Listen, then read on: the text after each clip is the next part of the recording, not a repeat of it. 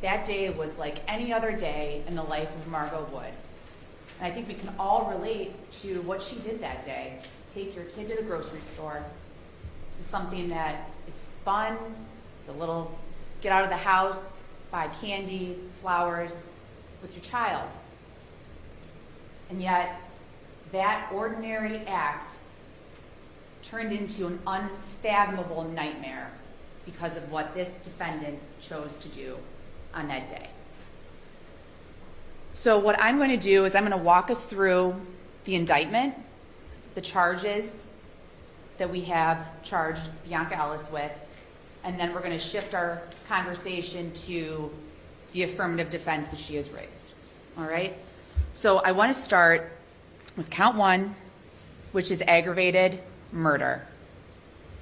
That Bionca did purposely and with prior calculation and design cause the death of Julian Wood. And under Ohio law, the key terms here are prior calculation and design. All right? Those are the words you want to pay attention to when you're deliberating on count 1. What does prior calculation and design mean? Well, you'll have those instructions with you when you deliberate. And in part it says, it's the process of reasoning that must have included a mental plan involving studied consideration of the method and the means, or the instrument with which to cause the death of another. The amount of time that the defendant spends in planning isn't really as critical, but she needs sufficient time and opportunity for the planning of the homicide. So did Bionca Ellis give thought or preparation to choosing the murder weapon in this case? Yeah, she absolutely did. And we can all see it in State's Exhibit 192. And you'll have this, 193.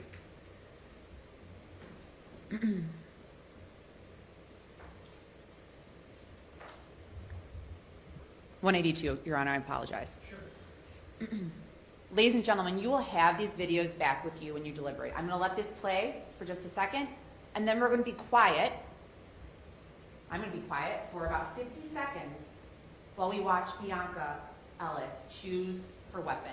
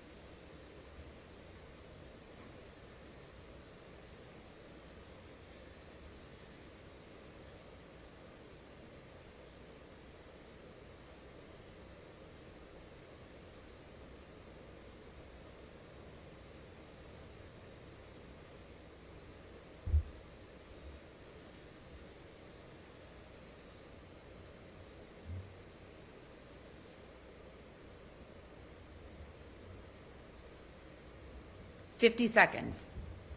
We watch that defendant go directly to the houseware aisles in Volunteers of America, go through that bin, look at the knives, inspect them, handle them, look up top of the knife block up there. She spends almost a minute looking through these knives. She doesn't pick the first one she sees. She finds the 2 favorites of hers, and then she walks out of the store. She made a decision. That was careful.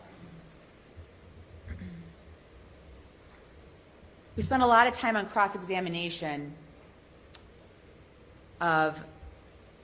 with Dr. Knopfsinger today about how Bionca Ellis didn't just stab anyone in the Volunteers of America store.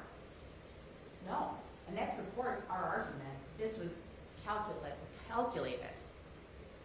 She walked out of that store and went to the store next door, encounters more people on her path. And then when she gets to Giant Eagle, that's when she chooses her victim. But she knew when she chose those knives what she was going to do. She was going to harm someone. She was going to take somebody's life.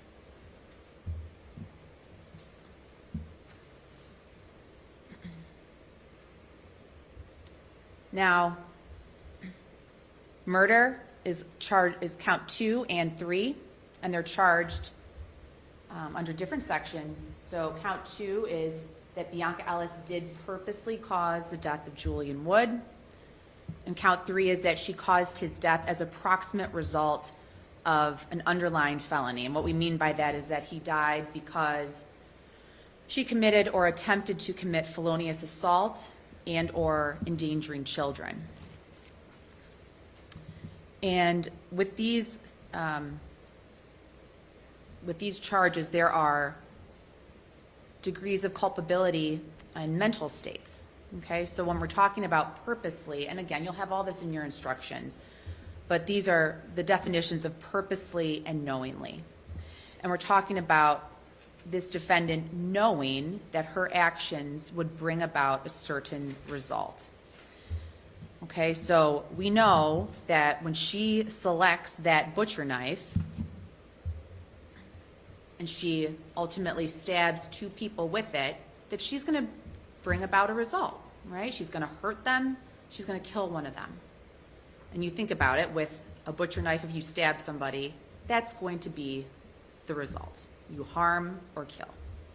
Okay, so when you deliberate these counts, ladies and gentlemen, you can consult your instructions. I'm not going to go through these ad nauseum, okay? I know that you are a smart, attentive jury, but I do want you to pay close attention to count 1 and talk a lot about that prior calculation and design and the plan that Bionca Ellis had that day.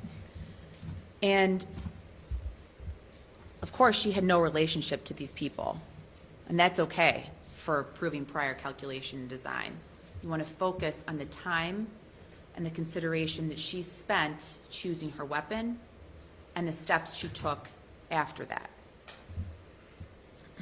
Now, we're going to go through the timeline. We have the benefit of really having all of these actions captured on video.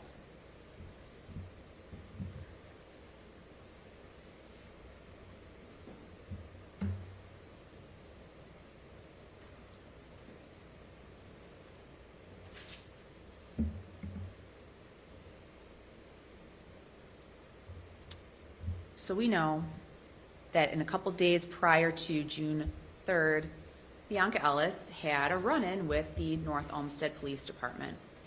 And that's important because it's part of the anger that fuels her on June 3rd.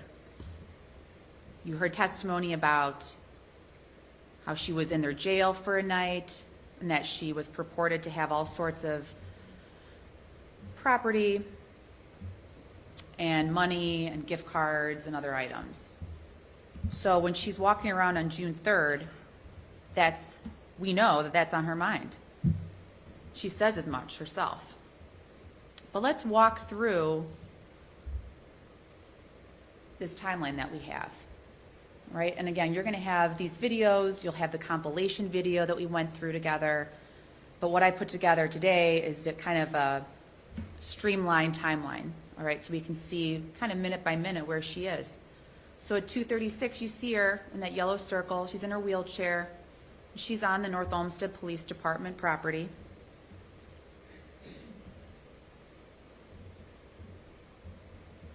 A couple minutes later, here she comes into the lobby, and you meet Danielle Shook, one of the first witnesses you heard in this trial. And if you remember how their encounter went, Bionca Ellis wasn't so happy when she left the lobby. Remember, she turned the lights off as she departed the lobby. And then she kind of skips down the stairs. She ditches her wheelchair and her suitcase. And you can look at the video. Again, of course, you heard testimony that she walked with purpose and that she was angry. You can watch that video again that we watched here this afternoon. The careful selection of the weapons, minute by minute here. 14:55, so 2:55, less than 20 minutes after she went to the police station, she's got her weapon.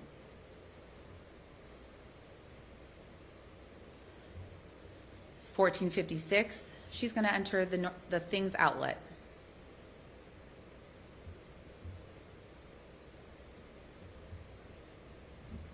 She walks in, looks around. Pay attention. She's got 2 knives still behind her back, and she's looking around. Ladies and gentlemen, she's looking for a victim. These people, they're adults. There's men in the store. Those aren't suitable victims for Bionca Ellis. She's got to find the most helpless victim she can to carry out her crime.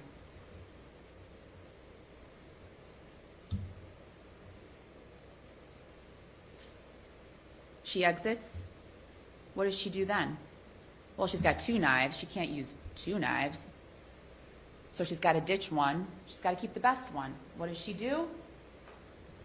She taps her knives against the brick column, ditches the flimsy one, keeps the superior knife to carry out her act.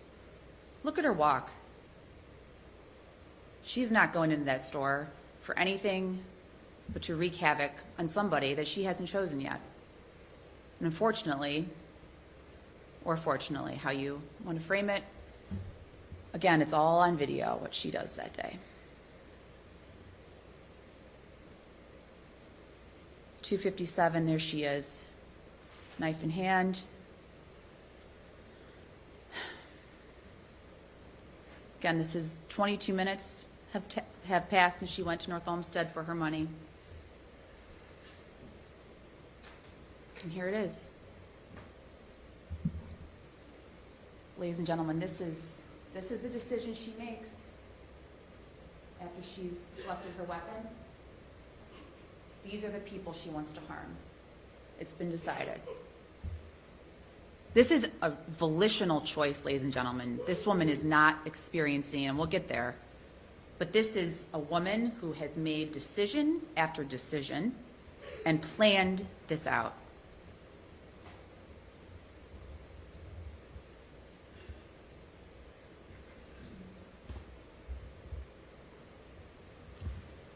And finally, at 3 o'clock, we know what happens.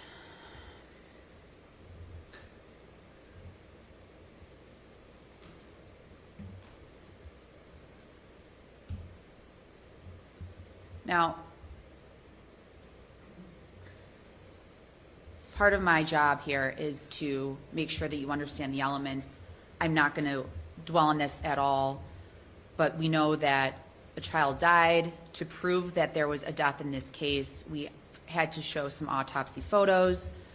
All right, I'm not even going to enlarge them on the screen here. You can see these 2 photographs. We know that we have a deceased victim. We also know that Margot Wood was stabbed and that she was injured, okay, for the attempted murder charges and the felonious assault. She has scarring on her body, and she will always have that scarring. So the state has met its burden as to those counts as well.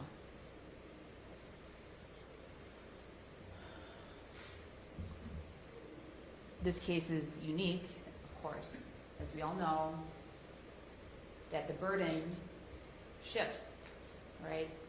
The state has proved beyond a reasonable doubt all these elements of all the charges against this defendant. Now, there's another step, and you all know it, and you don't have to overthink it. I know it is complex, but at the same time, we want to take it step by step and not overthink what we have to do. So what does it mean that she raised this defense? Well, you know that she has to prove something to you. Has she done that? And how can we tell? Again, I'm not going to read all this stuff. I usually don't put much writing on these slides, but because there is so much to get through, I want you to be prepared for what you'll have to read and talk about in your deliberations. The testimony from Dr. Knopfsinger is pretty fresh in all our minds because he finished his testimony today. The fact that this defendant has schizophrenia does not excuse her for her conduct. So now we are talking about kind of the battle of the experts. Let's talk about Sarah West. All right, you heard from her last week. Her opinions are based almost solely off of this defendant's self-reports. I don't know about you, but I got the sense from her testimony that she either hadn't watched the videos or really did not remember them and did not factor into her analysis of this defendant. You'll have her report to go through. When she was asked about basic things about these videos, she did not seem familiar with them whatsoever. And you've heard from Dr. Knopfsinger how crucial these videos are. This timeline, the methods that this defendant goes through to make her decisions, Dr. West seems to not put much weight in that at all. So that's what I mean by she does not use corroborative evidence from June 3rd. But she agrees with us that June 3rd is the day we're going to focus on. We're not really talking about too much that happened before. We're going to talk a little bit about afterwards, but really June 3rd is what we are really focusing on.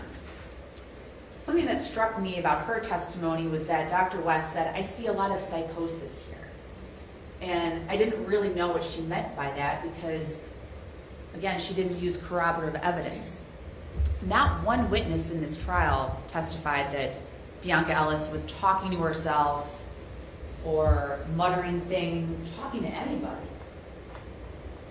So Dr. West's suggestion that she was hearing voices didn't make a whole lot of sense to me. And we talked a lot about anger and rage, and that is really the crux of Dr. Knopfsinger's report.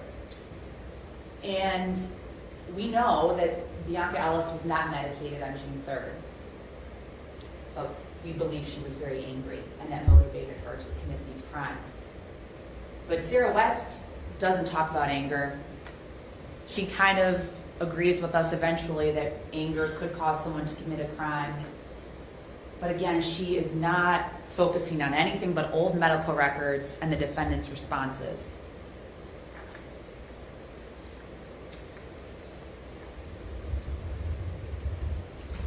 Do you remember Dr. West talking about disorganization?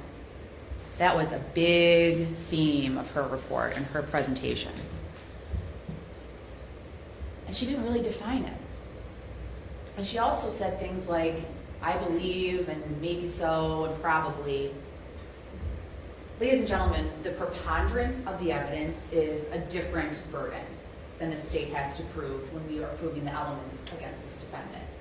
Think of the tipping of the scales, okay? It doesn't have to be much of a tip. If you don't believe Sarah West, the defendant has not met her burden in this case. And I submit to you that she has not met that burden. Her theme doesn't make a whole lot of sense. She kept saying that this defendant was disorganized. And I did not find that to be helpful because she didn't really explain it, but Dr. Knopfsinger does. What does he say in his 36-page report where he overturns every video, every record, every interview, and he analyzes it through his expert lens? And again, you can see his report, you can read every word. He talks about what disorganization means. It is word salad. It is gibberish. It's nonsensical. His examples that illustrated this were someone that is loitering or trespassing, doesn't understand what they're really doing. They're kind of aimless. Bionca Ellis isn't aimless, she's angry. She's not disorganized. She's committing a specific willful act. She is not a disorganized person. And Knopfsinger really delves into that for us. So here we are. There's two prongs, as you know. I know you paid good attention in this case. And it's the second prong that we are really focusing on. There is no question this defendant is schizophrenic. That's prong one. Bionca Ellis suffers from a severe mental disease, a schizophrenia. However, the fact that she has that diagnosis does not mean that she didn't know what she did was wrong on June 3rd.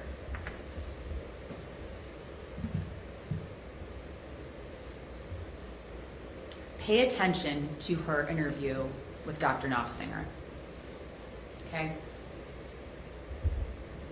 She's not being paranoid. I thought some of the best testimony that made sense to me was about, oh, she's not talking about, there's aliens or there's ghosts or whatever there is that I'm protecting these people from. There's no delusion. There's no grandiose explanation for what she did. She doesn't think that these people are harming her. Those were examples Knopfsinger used to explain why someone might act the way she did if they truly were insane at the time of that act. We have none of that here. None of that. She is fueled by anger. She is dehydrated. These are her words. You'll watch the video. She's dehydrated. She's hungry. She hasn't slept.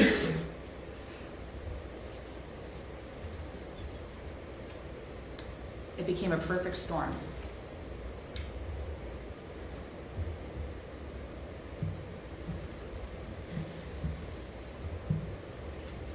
Keep in mind, Dr. Knopfsinger has testified for the defense and the state. He's 30 plus years of being a psychiatrist.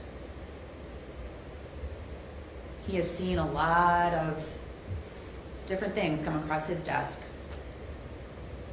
He has no interest in the outcome of this case beyond the work that he did, the report he made.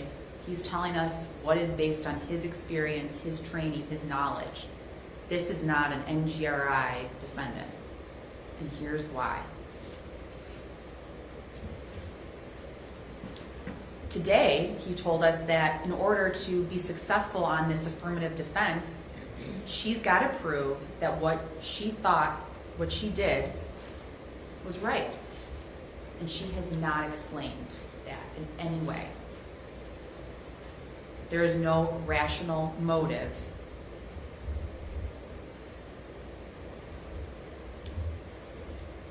The rational motive that she provides is what we need to focus on.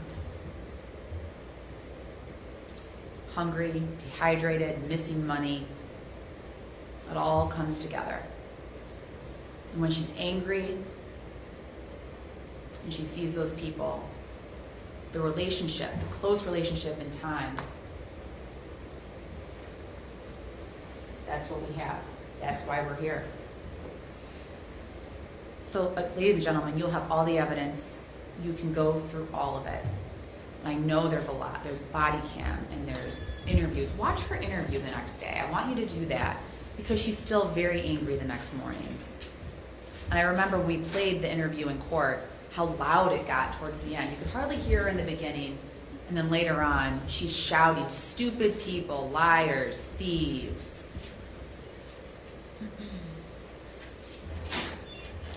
And again, the way she acts directly after this. Dr. Knopfsinger pointed it out, and I think the other witnesses explained it as well. She is not saying, no, don't arrest me. I didn't do anything. She doesn't run away. But she does walk away calmly. She doesn't stay on scene at the car. She succumbs to the officer commands. She never protests her arrest. And Knopfsinger tells us that these are behavioral factors that indicate that she knew she did something wrong.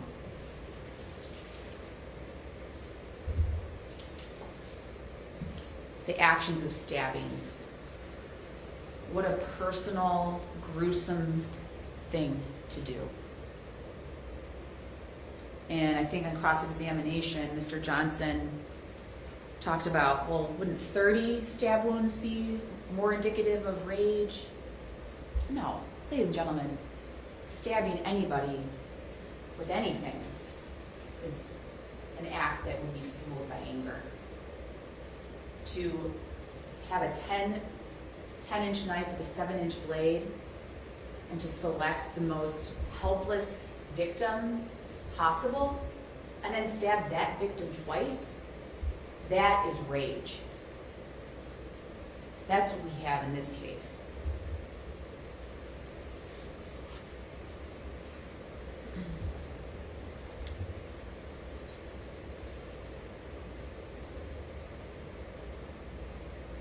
All right, so here we are, at the very end, kind of to recap our timeline. She's upset. She goes directly to the knife houseware aisle in Volunteers of America, and she carries out her crime.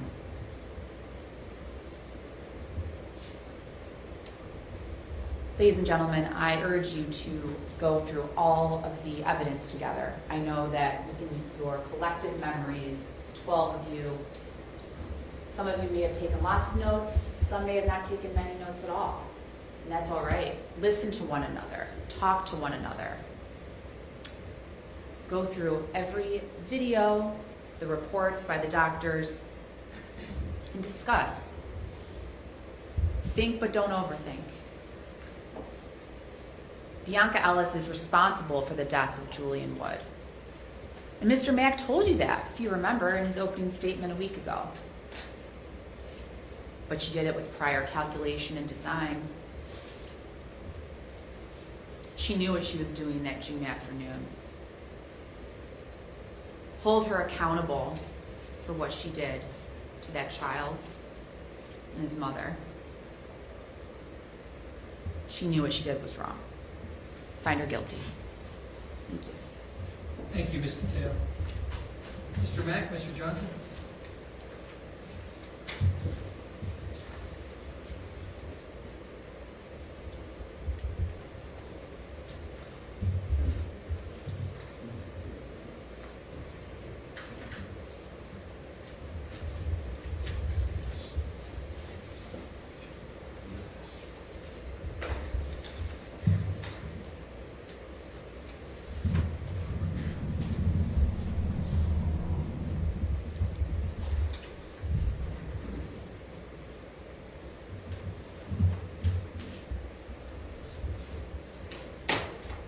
Please the court, Thank you. State of Ohio, members of the jury, good afternoon again. When I first learned of this incident, I learned through the media like a number of you, and I said to myself, what crazy person would kill a 3-year-old child? Those were my words. I said, this world is going to hell. And as fate would have it, I get assigned to the case. And then I began learning about this woman right here. I came to understand that there was mental illness. I came to understand how this came to be. The elephant in the room is this. You have a 3-year-old child whose life was taken from him. Not by his fault, not by his mother's fault. Bionca caused the death of that child. And we all know that this family doesn't deserve this. I implore you to embrace your humanity. It's okay to feel the pain that they're going through. If watching life-saving measures, trying to save a kid's life, if listening to a mother asking if her child is alive doesn't move you, then I question your humanity. If seeing photos of a deceased child, listening to a parent's pain, listening to a mother having to leave out of this courtroom, if that doesn't move you, then I don't know what could. Again, I question your humanity. Knowing that the veil can't be undone, Because I know a lot of lawyers will tell you, you got to set this aside. You can't set that aside. But guess what?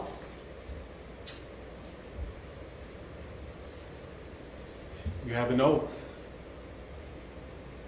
And no matter how much courage it takes or how challenging this is for you, you said during jury selection that you would follow that oath.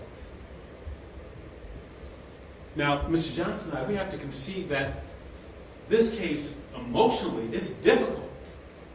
I watched you cry during this case. I've been practicing for 31 years. This is one of 3 cases where I felt as you did. That's okay.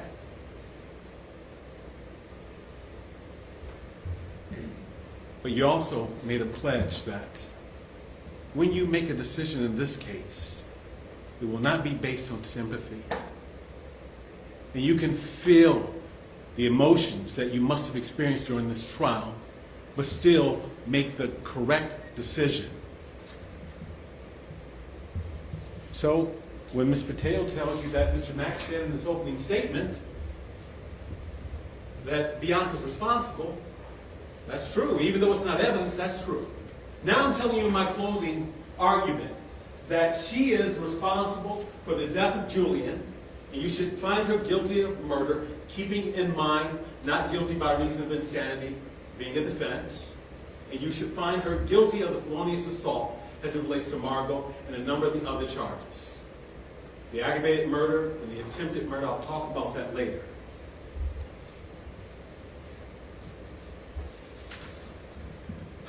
Look, when this case began, Bionca had options.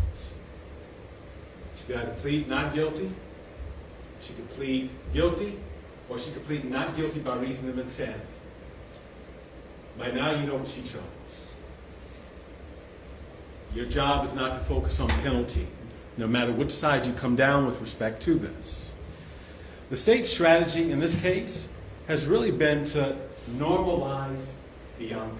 They make the acknowledgement, and they have to concede because they can't get around it, that she's mentally ill. But they want to normalize her behavior on that day. She was in control. She was well organized. Her mind was working separate and apart from her schizophrenia. There was nothing normal about Bionca Ellis on June 3rd. There's nothing normal about her behavior. I want you to look at Bionca Ellis. 1 week from the date of the incident. She's at her arraignment.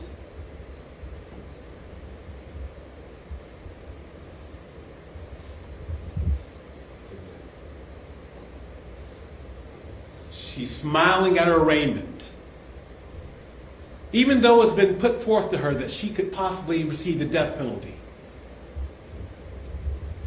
Who smiles? Who does that 1 week after this incident? Not someone normal, but guess what? More than a year later, she's medicated now. This is what you've seen throughout the course of the trial. Take a look at it. When someone's medicated, they're confined, their schizophrenia is not active, they're not hallucinating. Those are 2 different people. But even then, 1 week after, weeks after, months after, her mental illness was still active. It hadn't even ceased by the time that June 10th came around at her arraignment.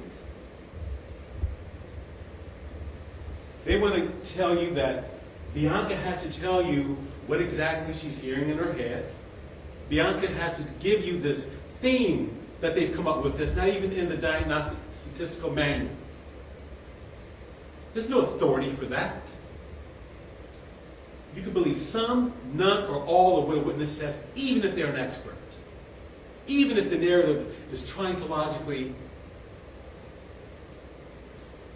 make sense.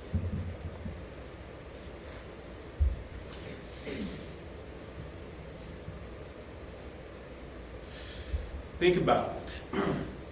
And the doctor is mistaken, because I won't say the other word, but he's mistaken. Those are his words, well organized. He says that Bionca was well organized when you look at her behavior on June 3rd. He's the one that introduces rage. I can't get up and say it, but if you look at that interview, he introduces this concept of rage. Those are his words. She feeds him back what he's discussing. And if someone is well organized on the date of the incident, she rolls up to the police station in a wheelchair. Eventually she pushes that wheelchair. She has some conversation about money. And then she leaves her wheelchair and her suitcase at the police station. She walks into Volunteers of America. She selects a couple of knives. She walks out. She walks into the next store, Things Outlet, with knives. And then she goes to Giant Eagle. Eventually she sees Margot and Julian, follows them out, and the incident occurs. The state would have you believe that this was all volitional, normal behavior. She goes into Volunteers of America, and she does in fact select 2 knives. Their theory is that this is about her anger about what happened at the police station, of not getting her money. She walks into an unauthorized area while in Volunteers of America.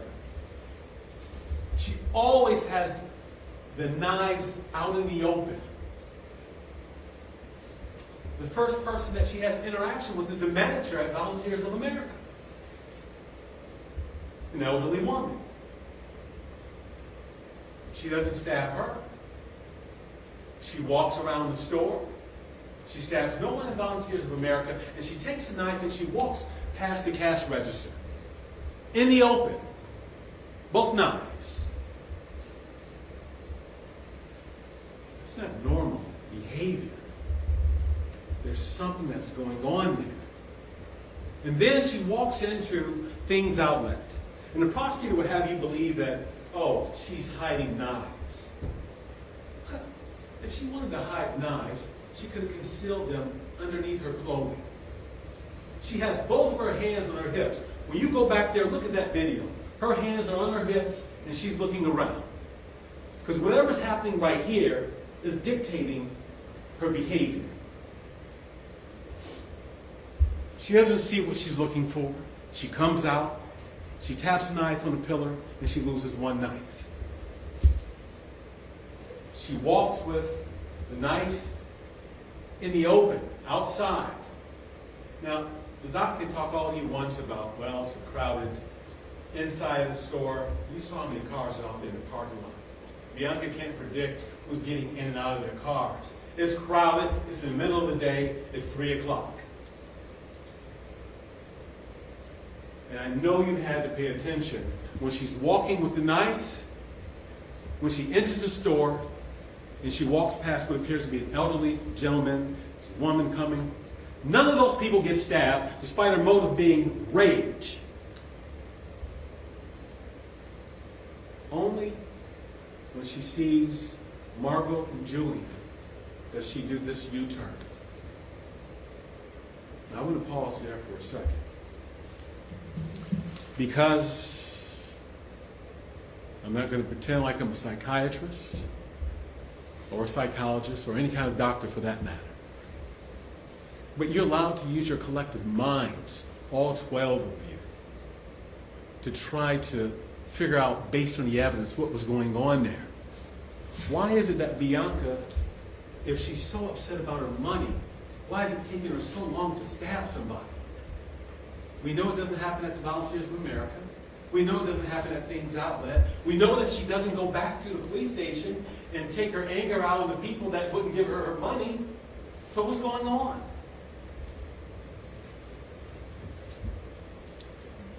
you're allowed to consider whether or not she was hallucinating, whether or not she was experiencing a command hallucination that led her to the sacrifice or the death of the first child that she saw. You're allowed to consider that.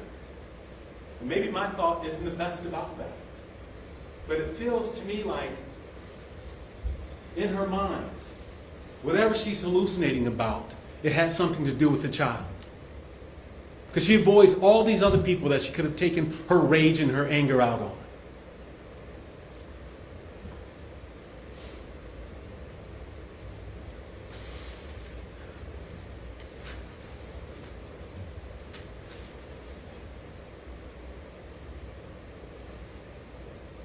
Take 2 steps back. And I ask you, I just really want you to think about this. Does it make sense for Bionca to be angry about money that she didn't receive from a police department, to seek a 3-year-old child out and stab a 3-year-old child because she was feeling that anger and that rage? Commonsensically, does that make sense?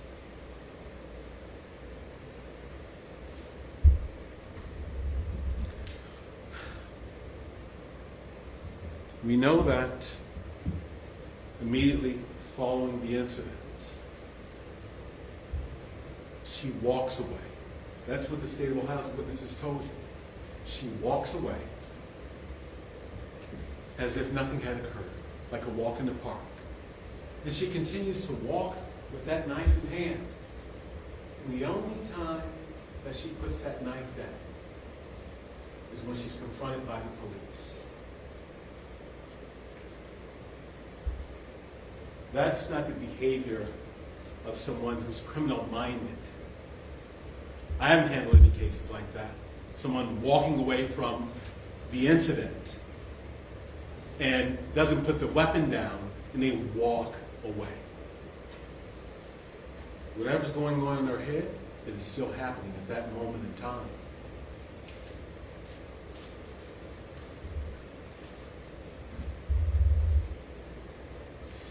If you were to take Dr. Knopfsinger's opinion at face value, the only way that she could have been psychotic or having this insane moment would have been for her to stab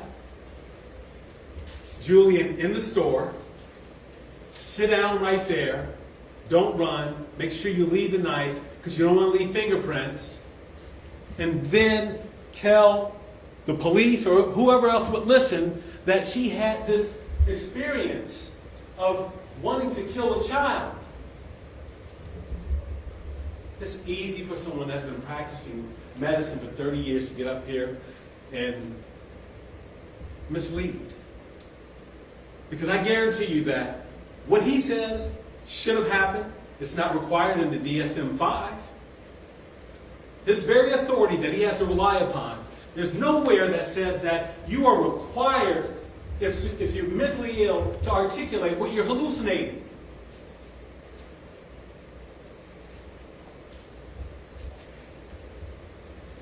You can believe some, all, or none of what a witness says. And again, I have to be mindful that you are deeply impacted by the fact that a 3-year-old child lost his life. I get that. That's why she's admitted to the murder of Julian, admitted to the felonious assault of Margot.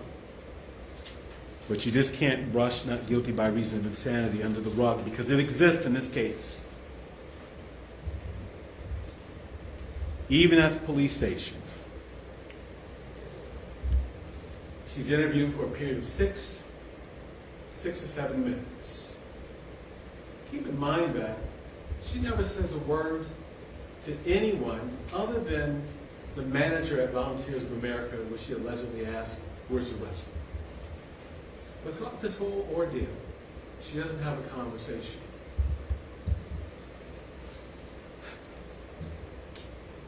In that interview, the detective tries to interview her, and her focus is on the money. And eventually she says, "You can put the Giant Eagle investigation into that investigation." That makes no sense. And when she yells attorney, she's not talking about the Giant Eagle situation. Please watch that interview. She's talking about the money situation.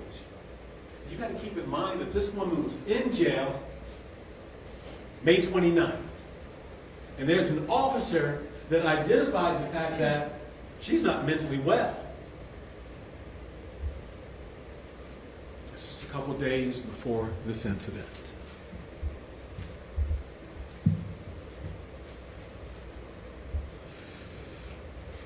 The state has made a concession that there's severe mental disease. They acknowledge that there's schizophrenia. You heard from Dr. Tesla, and you heard from Dr. West, that even when they interviewed her, a month later, her psychosis is still active. She's still mentally ill. She's still disorganized, and Dr. West does explain disorganization. Whatever was going on in her head never stopped. And keep in mind that no one ever came here and told you that insanity has to last for 5 minutes, 30 minutes, 2 days.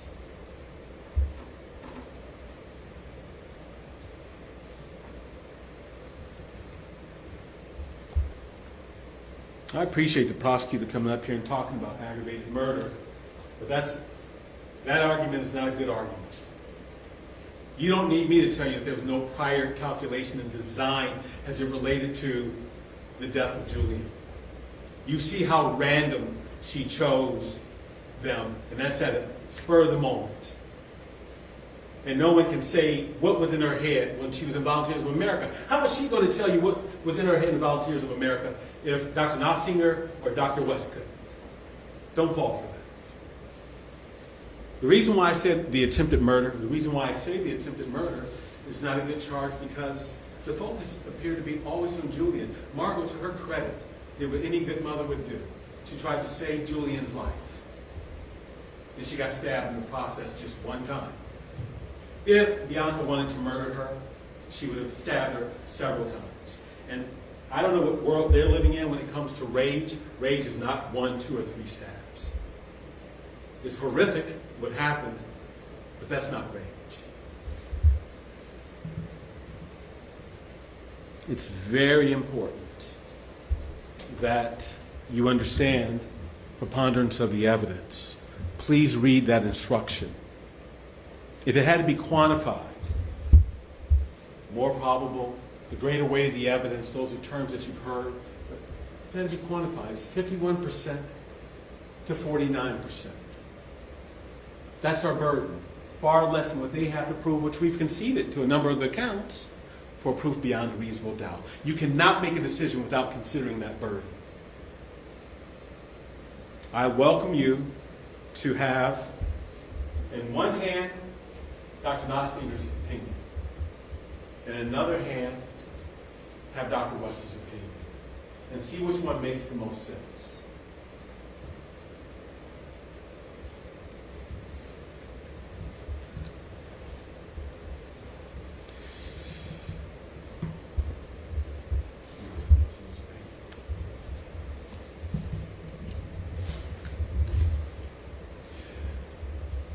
You're going to see, when you have the jury instructions, you can just focus on me, then I'm going to go to his opinion.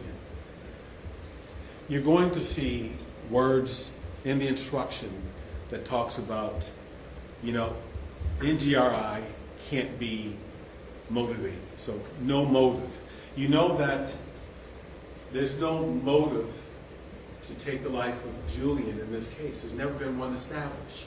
Even though generally the state doesn't have to prove motive, you have to take into consideration what's in the jury instructions. We know that this wasn't some impulsive behavior.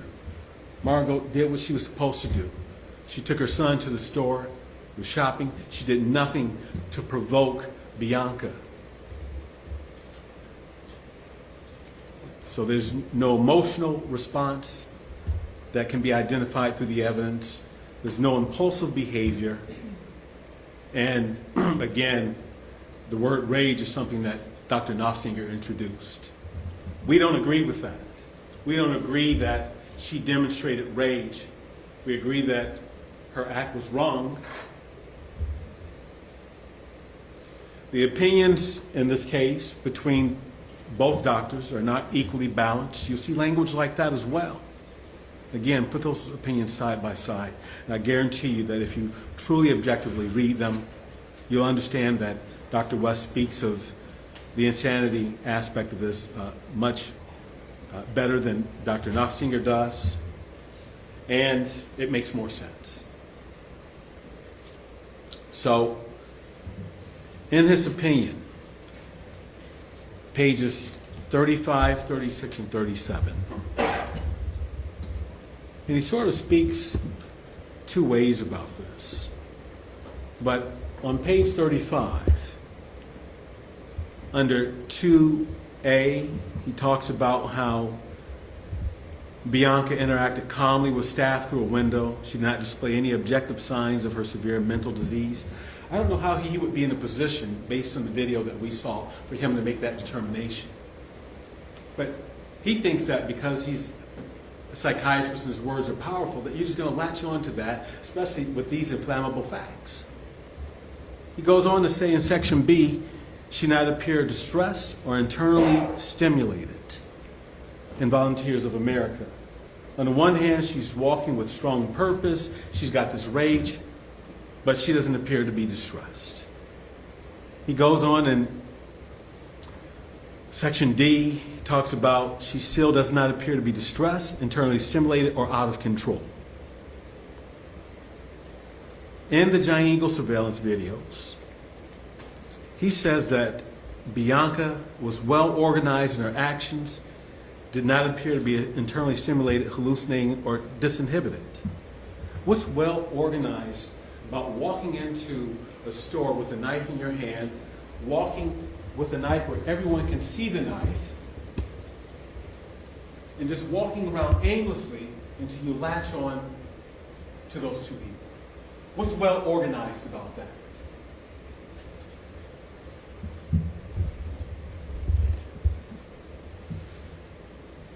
Again, in section E, he talks about how Bionca didn't report symptoms of severe mental disorder, nor display objective signs of severe mental disorder.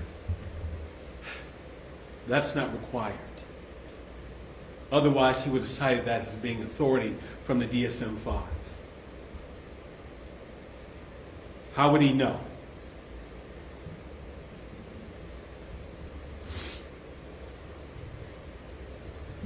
And this requirement of her having to report her symptoms, it'd be fine if he identified some authority that they can all agree upon, but you will not see that in his report.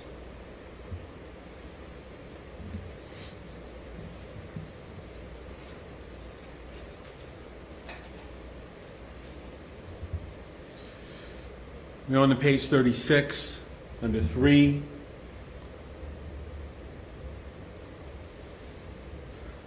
He indicates that,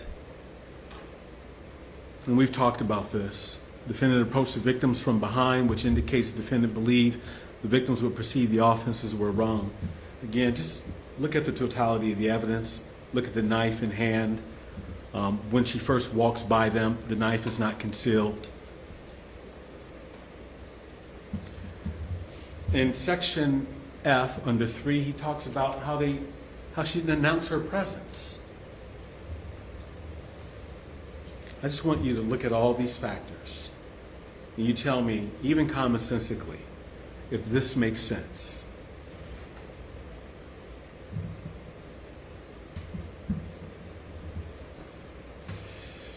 Dr. Knopfsinger had the benefit of interviewing Bionca when she's medicated. She's better able to communicate. Never had the ability to interview her early on, like Dr. West. He's got the benefit of incorporating everyone else's reports into his own report. That's the reason why it's so long, amongst other reasons. Mr. Johnson's going to get up here and he's going to tell you about the not guilty by reason of insanity through Dr. West's eyes. And I would ask that you listen to him. And I appreciate your time. I believe that at the end of the day, she should be found not guilty by reason of insanity. Thank you. Thank you, Mr. Mack. Mr. Mr. Johnson? Final thoughts?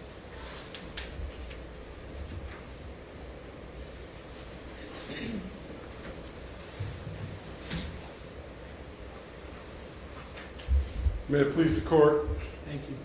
State of Ohio, Cook County. Ladies and gentlemen of the jury, I too want to thank you because this was a difficult situation. And every last one of you paid close attention to everything that was displayed. You heard from experts. You've seen evidence. And you witnessed the painful details of a tragedy.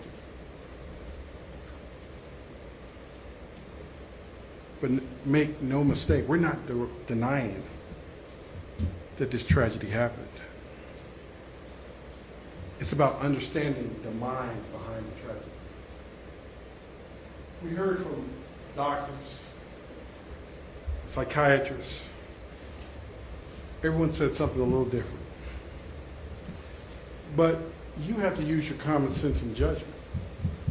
At the end of the day, we have the tale of two doctors, and it has to make sense. The law asks you to determine whether Bionca Ellis, at the time of the offense, was suffering from a severe mental disease or defect, and that renders her incapable of understanding the wrongfulness of her actions. That's the legal standard.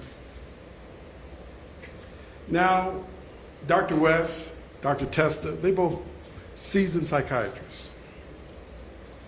They testified through the throes of schizophrenia, paranoid delusions, disconnected from reality. These symptoms weren't new. We learned over the years, she's been going through this time and time again. We have jail logs. She's in different states. Behavior does not change because she's on medication. Now, Dr. Nalsiviger says, well, that's not a part of schizophrenia. But when you look at the evidence, when she's unmedicated, she's not in the right state of mind.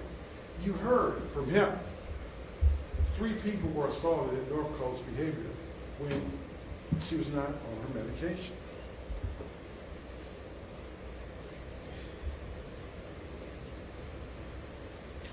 Dr. Nalsinger dismissed these symptoms as self-serving. He said he relied on surveillance footage, jail calls. Look at how he interpreted those things. It's through a lens of skepticism. He told you, well, I looked at the video and I didn't see any signs. I didn't see anything where she was talking to herself, but I asked him, I said, well, there's no audio, it's not the best video. How do you know what she's hearing?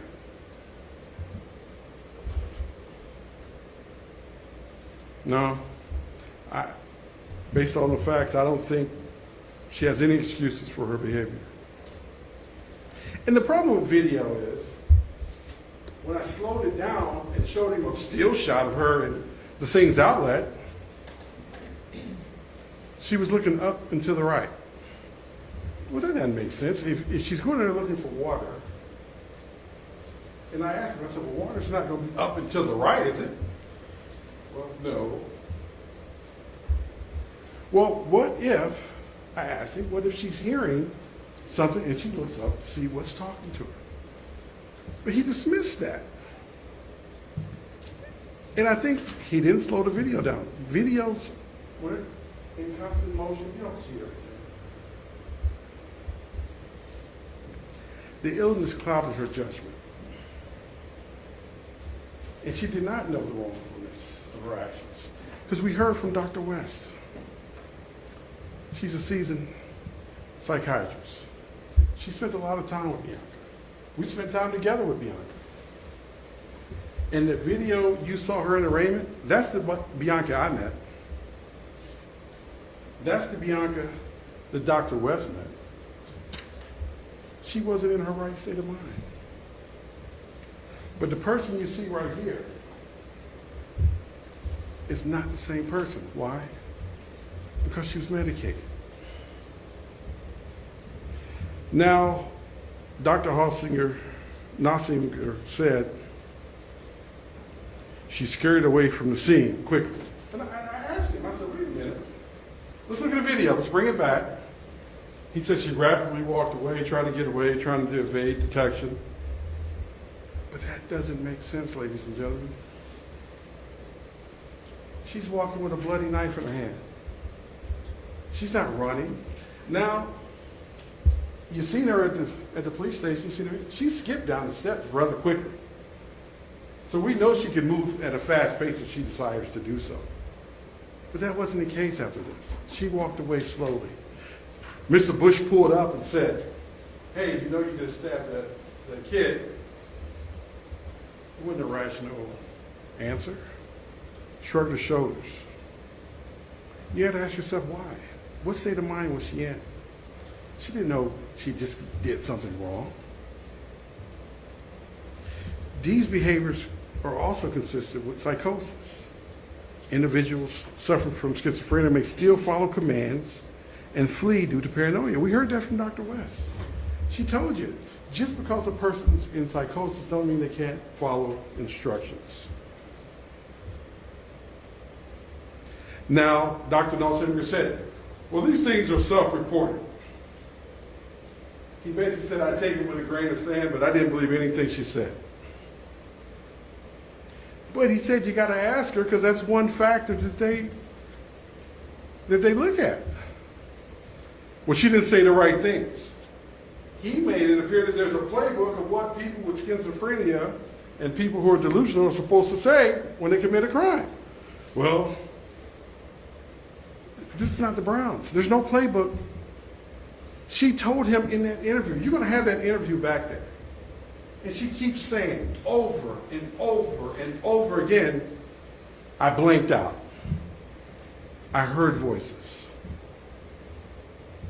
That skeptic eye goes, I don't think so. Not a good enough answer for me. But he said, Dr. Nossinger acknowledged that's a key factor, self-reporting. But he didn't listen to her. He didn't take any of it in for his conclusion. He dismissed it. Now keep in mind, he had her longer than most people interrogate suspects. She's in a cold room for 3 hours, no water, no break, and he's pressing her. He's pressing her. Do you think she wasn't tired of sitting there wanting to go? Listen to the video. He introduced rage. He brought it up because he knows it's one of those elements in the law that you're going to read about that you can't use. Mr. Mack talked about the motive.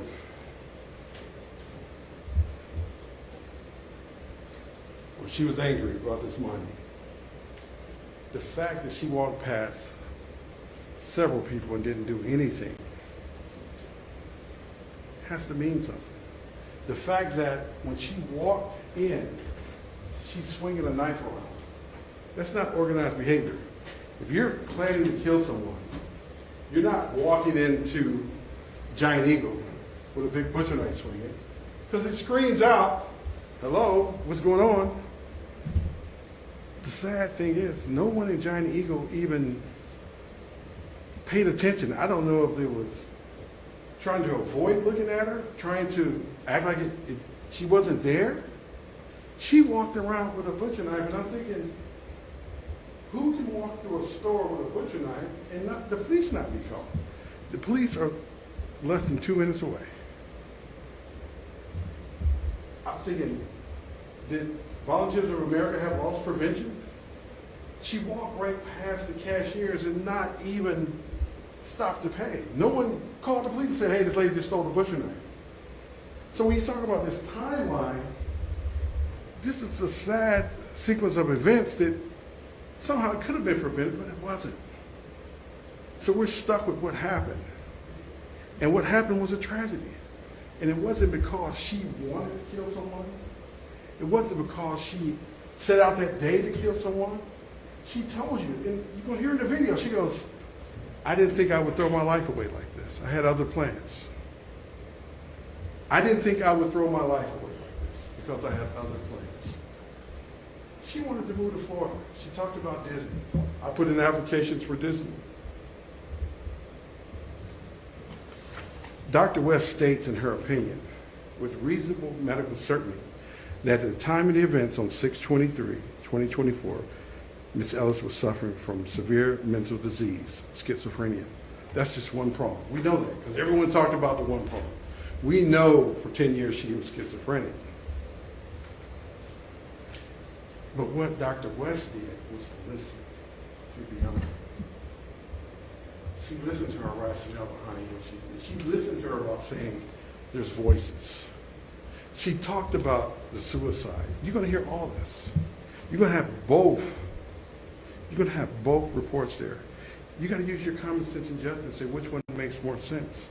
A lot of the reasons that Dr. Nelson put out there, it didn't make sense. It didn't make sense. No one was trying to hide. No one was trying to run. He goes, well, when she got apprehended, she didn't say the devil made me do it. She didn't say anything. That's a part of her disorganized thinking. When she got to the room the next day with Detective Jones, her mind was on, where's this debit card? Where's this money that they took from me?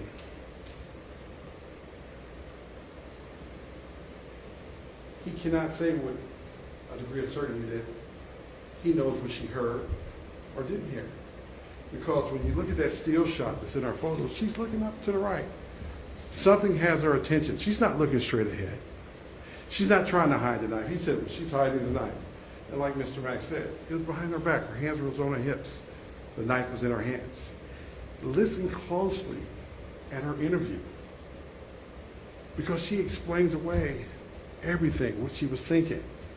But when she gets pushed, when she hears those words, well, I'm about to give you some pushback. She listened to the authority. She let him push back. At the end, and you're going to have Dr. West's opinion, she opined with reasonable medical certainty that the time of the incident, 6/3/24, Ms. Ellis had a severe mental disease, schizophrenia, and it caused her not to know what she was doing was wrong. Ladies and gentlemen, based on those facts, everything that you heard here today, you have no choice, and we'd ask you to find her not guilty by reason of insanity. Thank you. Mr. Johnson, thank you. Lastly, Ms. Farrelly, we'll hear from the state.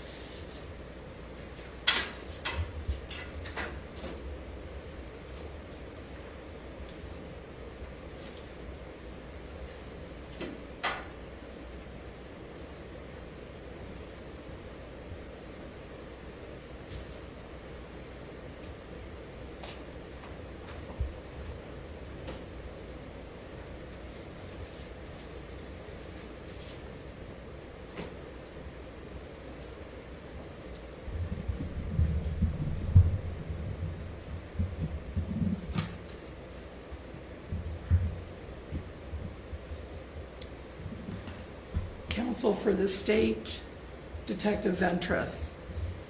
Counsel for the defense, Defendant Ellis. May it please this court. Thank you. Good afternoon, ladies and gentlemen of the jury. Our journey of the last week and a half is coming to an end. Our jobs as advocates in this case are coming to an end.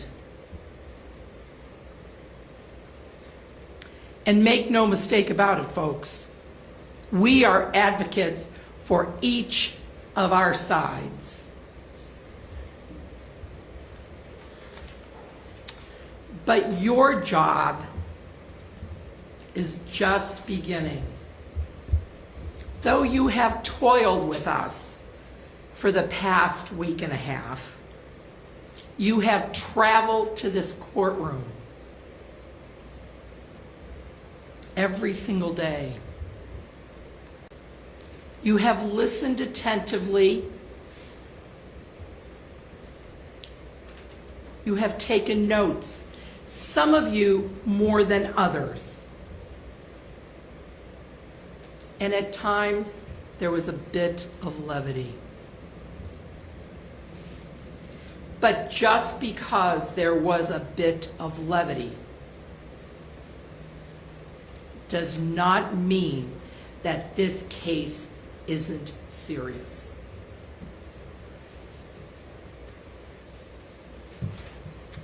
One member of our community died on June 3rd of 2024, and that was 3-year-old Julian Wood. His mother, Margot Wood, was stabbed, and she survived at the hands of defendant Bionca Ellis. You know, folks, everyone has thanked you, each of you, for your time and your energy and for your effort that you've given us. We've imposed on you folks, and you have made the sacrifice in your personal lives for us. And your sacrifice isn't over yet. After I'm done speaking, the judge will continue to give you some further instructions, and then the case is going to be given to you, and it will be in your hands for deliberation. You don't have notebooks at this particular junction because, as you already know, opening statements and closing arguments are what we think, what we believe, not what you heard from that witness stand.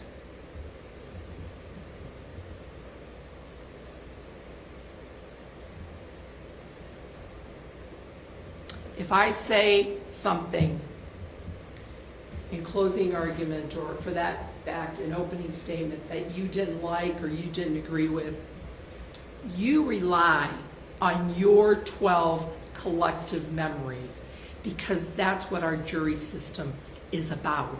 It's about you and what you hear in this courtroom to make a determination between the state of Ohio and this defendant, Bionca Ellis.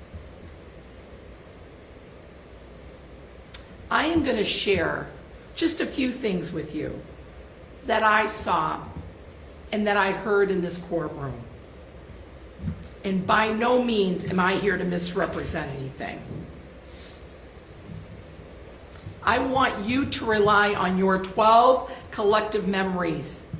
Some of you have taken copious notes. What have you seen in this courtroom? What testimony have you heard? This courtroom has been your oyster for the past week and a half. You can believe some, all, or none of what has been testified to. That is your prerogative. You are the sole judges of credibility. I want you to use your common sense and your good judgment that you use in your everyday life to make a decision in this case. And I know that you will make a decision in this case.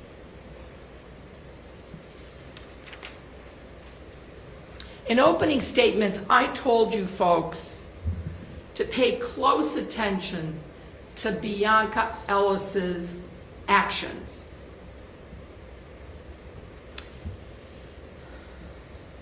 Mrs. Pateo stated in her closing argument this afternoon that the defendant, Bionca Ellis, killed Julian Wood and attempted to kill Margot Wood on June 3rd of 2024. We told you from the beginning that the one principal issue in this case is not going to be who did it or whether she did it. It's the issue of legal insanity. What that encompasses, folks, is that this defendant, with a plea of not guilty by reason of insanity, is asking you folks to relieve her of her responsibility of accountability for the death of Julian Wood and the attempted murder of Margot Wood. If the state proves all the elements beyond a reasonable doubt, she's saying, hold on, folks. I was legally insane, therefore should not be held responsible. But you folks recall that the burden is their burden. To prove those two elements of legal insanity by a preponderance of the evidence. That scale has to tip. If it doesn't tip, they can't have it. One prong is not good enough. You need to focus on both prongs of the test that have to be met. If you do not have the second prong, she is guilty of each and every count. You heard the defense tell you, yeah, she's guilty of the murder, folks, but not guilty because of reason of insanity. They don't have the aggravated murder. We have the video. You decide. You decide how she acted that day. And was she hearing voices? And by no means am I disparaging anybody's mental illness here. I want you all to believe me from the bottom of my heart, because there are folks that walk around us each and every day with mental illness, and they don't kill people.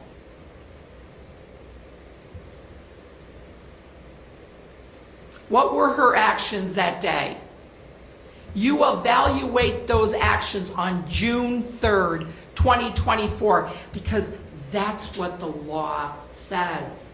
No one is disputing that she has been diagnosed with schizophrenia since she was 19.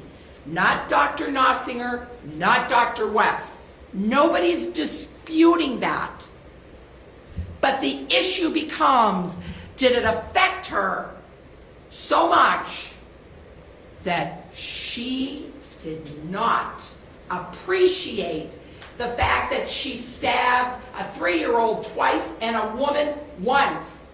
I submit to you, she knew exactly what she was doing. And it took her 8 months to come out with, I was blanking out, I was hot. I'm not diminishing her illness, but keep in mind, the excuses came 8 months later. Look at her actions in Volunteers of America. You know, I think in this courtroom, folks, for the last week and a half, we've been playing semantics. Tossing, throwing, dropping. You decide. You decide what she did that day, because you get to watch her as she's picking out knives. She's looking at the knives. Which knife is better for me? This isn't something I made up. I didn't go out and choose that Bionca Ellis was going to be the next defendant that I prosecuted in my tenure at the prosecutor's office, which has been long. And I didn't pick the Wood family to be the victims of this case. I get assigned cases because defendants bring themselves into this courtroom. So you have the 2 knives. We can agree on that because we have video. So there's not much dispute about the video because then it becomes interpretation. Interpretation by the state, interpretation by the defense. At the end of the day, the only interpretation that is important is yours. What do you see on those videos? Because if we didn't have the videos, then that would be a different ball game. But we have the videos. You have her actions. When she goes in to Things Outlet, the knives are on her back. Yes, she's positioned like this, but the knives aren't swinging here at Things Outlet. She is looking around to see who she's going to pick on. She goes outside. She stabs a column to see the pliability of a knife. That is somebody who wants a good weapon. That's not somebody who's just hitting the column. And then she goes inside of Giant Eagle. And you determine, because she's thinking about it. It's like hunting, calculated, manipulative. She goes in and sees a child in a cart that can't get out of a cart because his legs are coming out, and a mother pushing it. Soon as she sees them, that about face is so quick and follows them. But then she's too fast for them. So what does she do? She holds back and waits for her prey to continue to move on, and then she follows right along. There is nothing disorganized about that. That is focused. That is laser focused, ladies and gentlemen.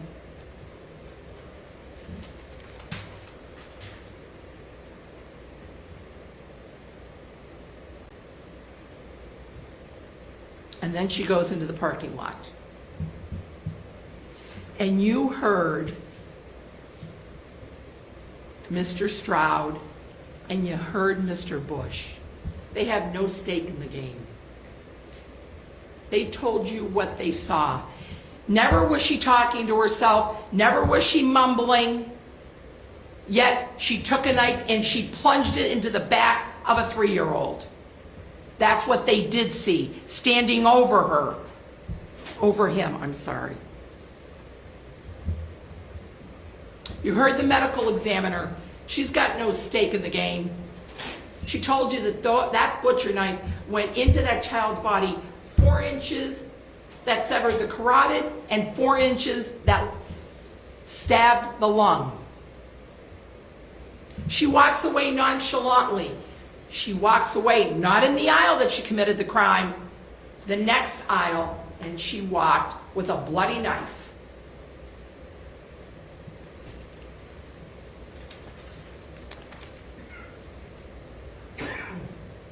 When the police arrive, she follows commands. And during the interview on June 4th, she talks to Marjorie Jones. You, ladies and gentlemen, have to watch that video. And what do you see? What do you see in that video? And where is her focus?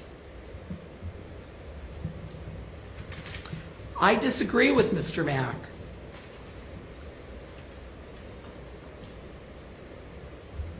When he says that Dr. West talks about this disorganization that she had. I thought she was pretty gosh darn organized about what she was doing that afternoon. And you know what, folks? Dr. West said that self-reporting is not enough. because she co-wrote an article with Dr. Nossinger, who's been practicing for 30 years. And make no mistake about it, folks, he doesn't have a stake in the game either, because he's testified for the state, for the court, and for the prosecution. He is a professional. And when you compare reports, it's not about how many pages it is. It's about the methodology. And you heard her. She agreed with me. Methodology is very important. Finding corroboration objectively is important.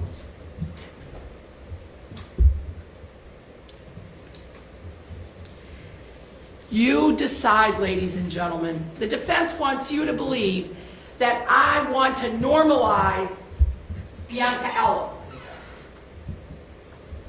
I don't want to normalize anybody. Her actions normalize herself. Because like I said before, many people in our country suffer with mental illness every single day. But they don't go out and murder people. No one is going to stand before you and tell you that Bionca Ellis is not a schizophrenic. I'm not here to tell you that. She is.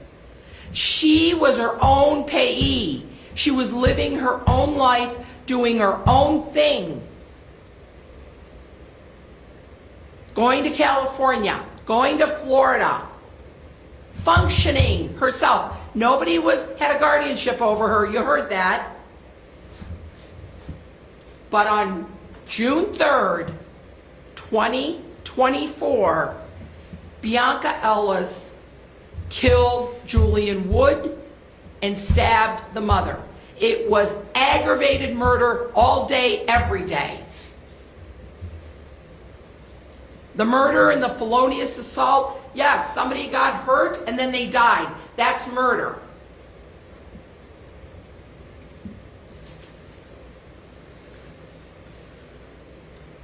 You have the interview of the 4th. You have all the body cams, all the videos. You have both reports. Ladies and gentlemen,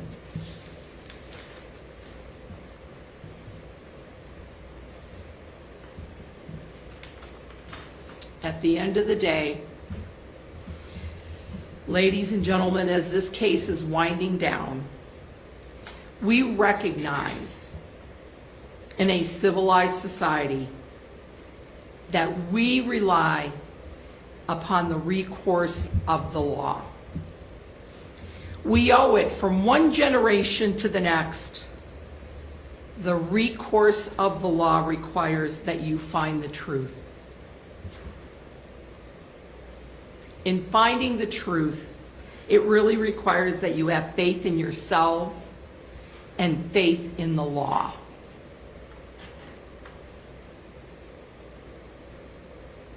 What your decision is in this case completes the accounting for the death of Julian Wood and the attempted murder of Margot Wood.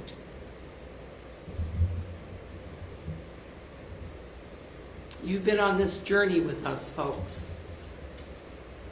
The recourse of the law instills in all of us responsibility.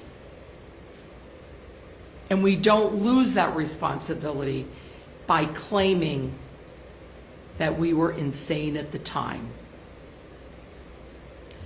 That balance is off, folks. If they don't meet their burden of proof, not guilty by reason of insanity does not exist, and you find her guilty of each and every count of this indictment. And I ask you that. I ask you that for our community and for the mental health community. Because good people sometimes make really bad choices, but they know what they're doing. Thank you.